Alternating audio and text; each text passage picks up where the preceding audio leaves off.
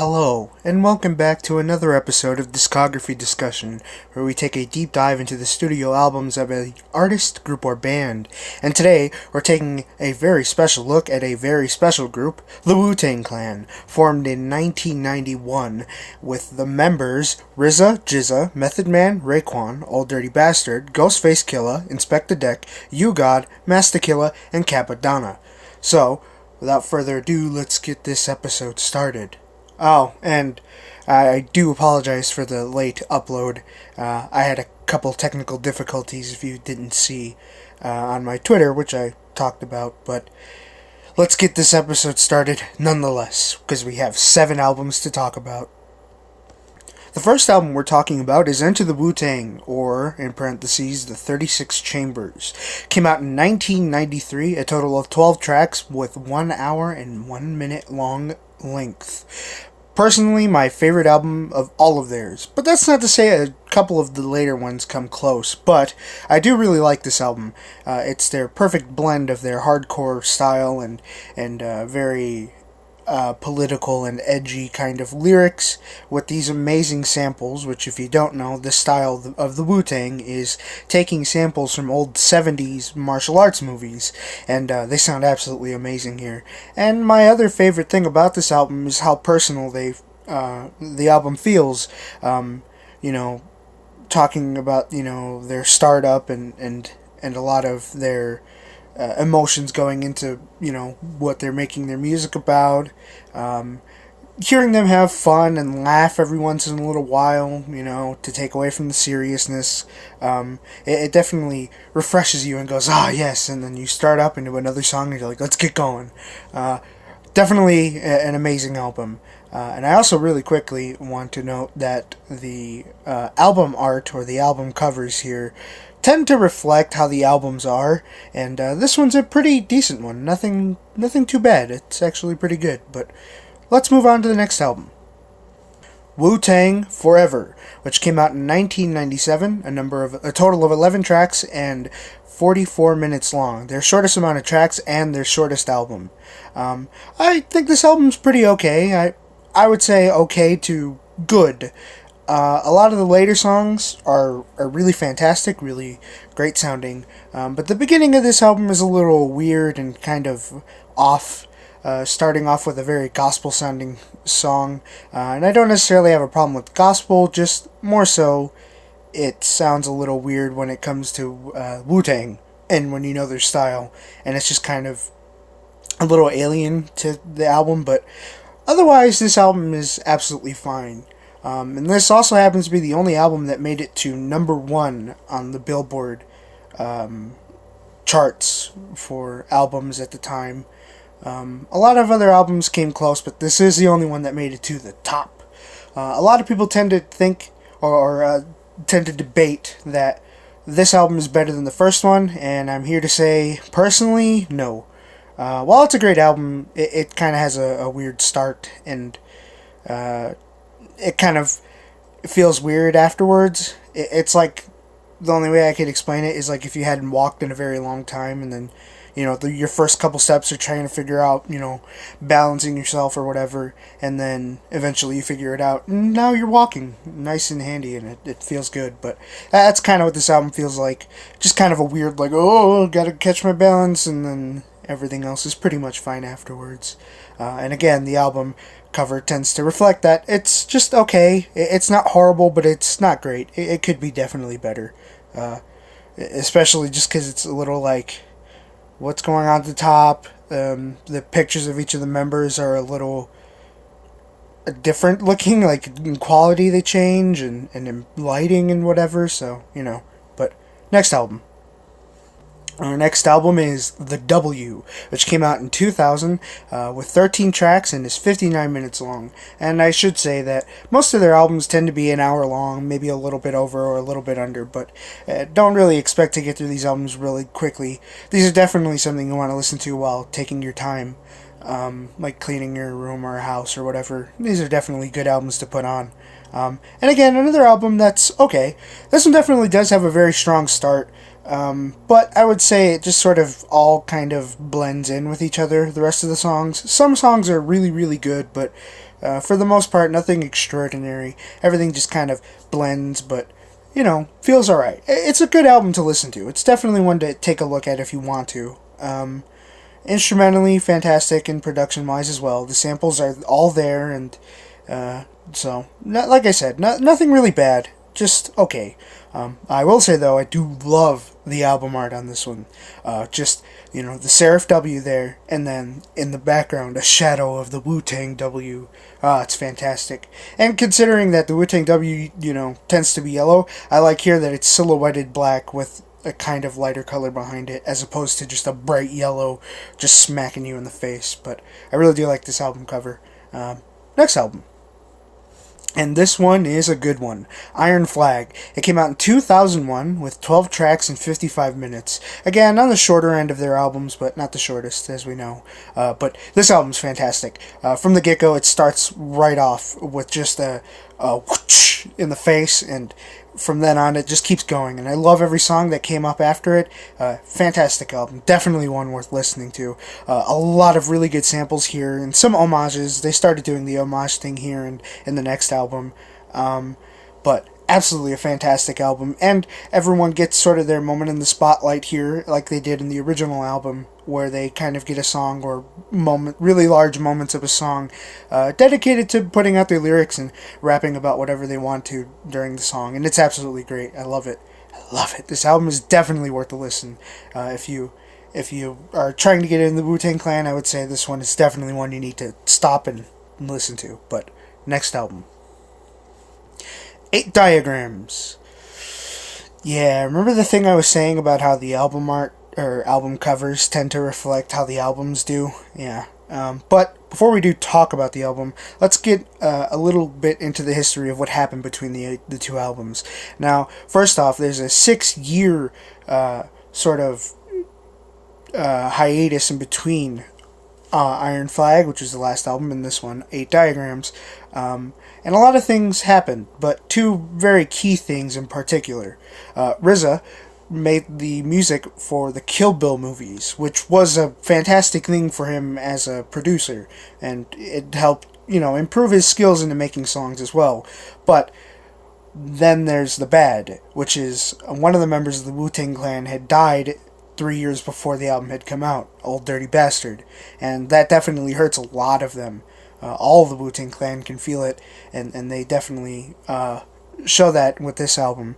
This album came out in 2007 with 14 tracks, and it's 1 hour and 3 minutes long, and it's a bit of a mess of an album, and you can definitely tell that they were going through some hard times after losing Old Dirty Bastard, and some other things as well. It feels a little sort of off, just like songs are in places maybe they don't necessarily belong, or sometimes the sound is just a tiny bit off on certain songs, with the production. And it's not necessarily a bad, it's not to discredit RZA or whoever may have been doing the production on this album, but it just sort of feels all over the place and not really with a clear focus as to what the album's going to be. And it's okay. But I wouldn't say it's one of my favorite albums. Although one of the things I do tend to like about this album is there's a song that's a tribute to Old Dirty Bastard at the end of it, or near the end, where each of the members gets a little moment to talk about them grieving and how they felt when they heard the news of him being dead. But again, on the lower end of all the albums, so yeah. Next album. Well, now that we've handled the dark, let's handle the light and look at the brighter side of things, with our next album, A Better Tomorrow. Came out in 2014, again, another 7-year break in between, with a total of 15 tracks and 1 hour and 6 minutes long, being their longest album. And this album is absolutely fantastic. I love this album. Production-wise, absolutely amazing. Samples are all in the right places and exactly where they need to be. The lyrics are absolutely fantastic, and it feels very fresh without being a drastic change in style for the Wu-Tang Clan. A lot of really great features as well, bringing newer styles to mix in with their very serious rap style. And it's a really good album. I really like it, and I especially love the album art here, which is just in the clouds, a WuTang W. and you can definitely tell that they're all in a better mindset and a better place, and they're all feeling a lot better. And obviously they're getting a little older, but it doesn't really change anything because I think they're doing absolutely fantastic in this album. This is another one that I would say is definitely worth a listen to. It's one that just absolutely blows everything out of the water. Next album. The final album we're talking about here is The Saga Continues, which came out last year in 2017, a total of 18 tracks and only 51 minutes long. While it is their most amount of tracks, it's definitely on the shorter end, of course. Mostly due to the fact that there's like an intro and an outro and just some other songs in the middle that aren't necessarily songs per se, but just fun little experiments with the tracks. But definitely keeping with their original style, like always. Samples are really good, lyrics are really good. The features, I would say, are the things that are a little weird. I like the first half of this album, really, really great. Just all around. It definitely sounds old and new at the same time, and it's a perfect blend of everything. However, the second half of this album feels a little too much like a drastic change into something new and almost too different, adding features of other things that maybe don't necessarily need to be there, styles from other genres of song that don't mix very well. But overall, a pretty good album. One I would say at least take a listen to if you're even remotely interested. And if this album cover doesn't interest you at all, then man, something's wrong with you, because this album art is amazing. I love it. And I would also I would suggest that you take a look at most of the album art. Aside from the cover, there's some other art pieces too that look absolutely fantastic. And there's other alternate album covers as well that look really great, that are in the same style with this very awesome sort of graffiti style. It's fantastic. But let's move on to final thoughts. And my final thoughts are absolutely positive. Wu-Tang Clan is one of the very few artists that I've covered where they didn't really change much as time went on. If anything, them keeping their original style helped improve them a lot more, and definitely gives them a unique sound that some people will definitely recognize and other people will be glad to hear because it sounds so much more fresh than it did when it came out, of course. And I honestly think the Wu-Tang Clan is far more relevant now than they even were back in the 90s. And in the 90s they were huge. There's no discredit there. They were absolutely popular. But I would say nowadays they definitely fit with a lot more older styles that we're seeing come back again, because we've been seeing a lot of the resurgence of things from the 80s and the 90s and styles and such. And if anything, the Wu-Tang Clan has always stood with this very similar style, and it sounds great. I never got tired of it while I was listening to all 7 albums. I never felt like, oh, I wish there was a new style. I just wanted more of it, and I'm glad I did get more of it, because it definitely helps, and it sounds a lot better. Especially for people who are fans of lo-fi hip-hop, which is definitely a genre that's started to get a lot bigger here on YouTube and on SoundCloud. If you're a fan of that, I would definitely say listen to the Wu-Tang Clan. They fit in with a lot of that sampling style and repeating instrumentals from other songs, or just bits of a song, and just rapping over it and adding brand new lyrics to it. And it all sounds really, really good. I think that the Wu-Tang Clan has stood the test of time, and I hope that they keep going. And I don't see them stopping anytime soon. They've been going for over 27 years now. 25 years ago, their first album came out, and look, they're still making music. And RZA continues to do other things as well, and all the other members of the Wu-Tang Clan have their own solo ventures that are absolutely fantastic, and they work really well. So all I've got to say is the Wu-Tang Clan in my book is absolutely amazing. And like I said, sure, there are a couple albums that aren't so great, but even those ones weren't horrible. I've heard far worse so far. And I'm happy to see whatever they do in the future, whether they do an album next year or in the next couple years. I definitely want to cover it and be there to listen to it, because I can't see any wrong really going with it, but hey, you know, things happen. But that's going to do it for our episode here. of the Wu-Tang clan. Thank you for watching. If you happen to like this video, give it a thumbs up, and if you didn't like this video, give it a thumbs down. If there's anything I could do to change or improve, go ahead and leave that in the comments down below, because I'd love to hear it and, thrive. If there's any music you would also like for me to hear, I would like to see you put it down in the comments below, because I'd definitely like to see what recommendations and what artists or groups or bands you would like me to cover on Discography Discussion, because I would absolutely love it. Now, before I officially end this episode, let's talk a little bit about things. This month I do have 3 Sundays, which means I should, well, of course there's more than 3 Sundays, but I have 3 separate Sundays that I should upload on. And I am uploading this first Sunday, and regardless of it being April Fool's Day and Easter, I don't plan on joking at all, so don't worry, obviously. But the next Sunday that we'll be seeing will not be a discography discussion. It'll be dedicated to an episode of our other series, or my other series that I've started, which is, I finally got around to blank.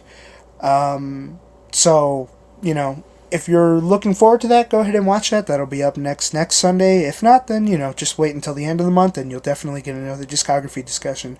And you can follow my Twitter down below in the description. Or at least take a look to see for any updates or news about the show, anything changing, brand new episodes of whatever. I definitely keep it updated there. I do retweet a lot of things, but I tend to pin all my tweets about the show and any technical difficulties like I had with today and yesterday and the past couple days. So those are always pinned at the top, so you don't have to absolutely follow. You can definitely just take a look and see it there. But regardless, thank you for watching. I hope you have a great day, and let's end this episode.